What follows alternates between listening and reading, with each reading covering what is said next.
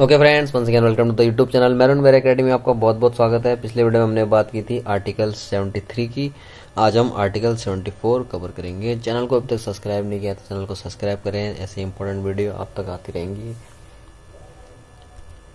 देखते हैं इसमें क्या है। इस आर्टिकल में बताया गया है council of minister to aid and advice president, यानी प्रेसिडेंट की मदद करने के लिए, सलाह देने के लिए काउंसिल ऑफ मिनिस्टर होने चाहिए। काउंसिल ऑफ मिनिस्टर्स में कौन कौन आते हैं? कैबिनेट मिनिस्टर आते हैं, जो सीनियर मोस्ट मिनिस्टर्स रहते हैं। कैबिनेट मिनिस्टर के बाद आते हैं minister of state independent charge, यानी जो उनसे थोड़े और जूनियर होते हैं, जिनको इंडिपेंडेंट चार्ज दिया जाता है, जो किसी के अंडर नहीं आते हैं, ऐसी अलग मिनिस्ट्री दी जाती है। फिर उसके बाद आते हैं नॉर्मल मिनिस्टर्स ऑफ स्टेट, जो क्या है कैबिनेट मिनिस्टर से जूनियर रहते हैं, यानी उनके डिप्यूटी रहते हैं, उन्हीं के डिपार्टमेंट में उनसे नीचे रहते हैं, जो कि उनको जवाब देते हैं। आगे मैं एग्जाम्पल के साथ समझाऊंगा। There shall be a council of ministers with the prime minister at the head to aid and advise the president who shall in the exercise of his functions act in accordance with such advice. यानी council of minister होना चाहिए जिनमें prime minister head रहेंगे उनके, जो कि president को उनके फंक्शंस को एक्सरसाइज करने के लिए सहायता करेंगे। राष्ट्रपति को सहायता और सलाह देने के लिए एक मंत्रिपरिषद होगा, जिनका प्रधान प्रधानमंत्री होगा, और राष्ट्रपति अपने कृत्यों का प्रयोग करने में ऐसी सलाह के अनुसार कार्य करेगा। जैसे कि कोई भी यूनियन होती है, यूनियन में 3 प्रकार के आते हैं, लेजिस्लेटिव, एग्जीक्यूटिव और जुडिशरी। तो एग्जीक्यूटिव का काम कौन करता है? एग्जीक्यूटिव में कौन होते हैं? काउंसिल ऑफ मिनिस्टर होते हैं। उन्हीं काउंसिल ऑफ मिनिस्टर्स की बात कर रहे हैं। तो मैंने कुछ एग्जांपल यहाँ पे आपको देने के लिए, समझाने के लिए है। कैबिनेट मिनिस्टर मैंने क्या बताया था, सीनियर मिनिस्टर्स रहते हैं, उनके अंडर कोई मिनिस्ट्री रहती है। जैसे Shri Rajnath Singh ministry of defence के अंदर है, Shri Amit Shah ministry of home affairs और मिनिस्ट्री ऑफ कोऑपरेशन के हेड है।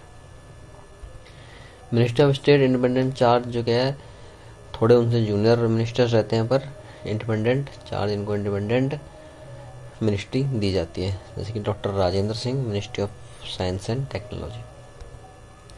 मिनिस्टर ऑफ स्टेट वो रहते हैं जो कि कैबिनेट मिनिस्ट्री के अंदर डिप्यूटी रहते हैं, उन्हीं डिपार्टमेंट। जैसे कि एग्जांपल से देखें तो जनरल रिटायर्ड वीके सिंह हैं ministry of road transport and highways के मिनिस्टर ऑफ स्टेट।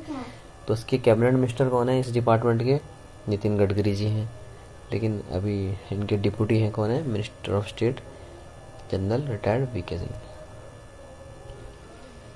इसके साथ ही इसमें बताया गया provided that the president may require the council of minister to reconsider such advice, यानी जो भी एडवाइस काउंसिल ऑफ मिनिस्टर ने दी है उसको रिकंसिडर, यानी दोबारा से पुनर्विचार के लिए भेज सकती है, अदर जनरली और otherwise, and the president shell act in accordance with the advice tendered after such reconsideration.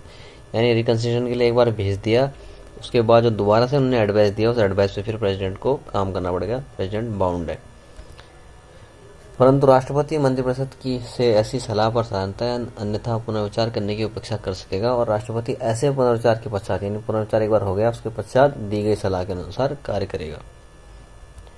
तो 42nd अमेंडमेंट एक्ट 1976 में ये जोड़ा गया कि bound to act in accordance with advice, यानी जो भी एडवाइस दी गई है, यानी रिकंसिडर करने के बाद उस पर प्रेसिडेंट बाउंड है काम करने के लिए। और 42nd अमेंडमेंट एक्ट 1978 में क्या बताया गया है कि रिकंसिडर करने के लिए भेजा जा सकता है एक बार।